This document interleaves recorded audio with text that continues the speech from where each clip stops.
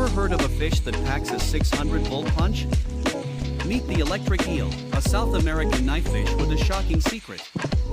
These guys aren't your average swimmers, they're living batteries, generating electricity with organs that make up 80% of their bodies.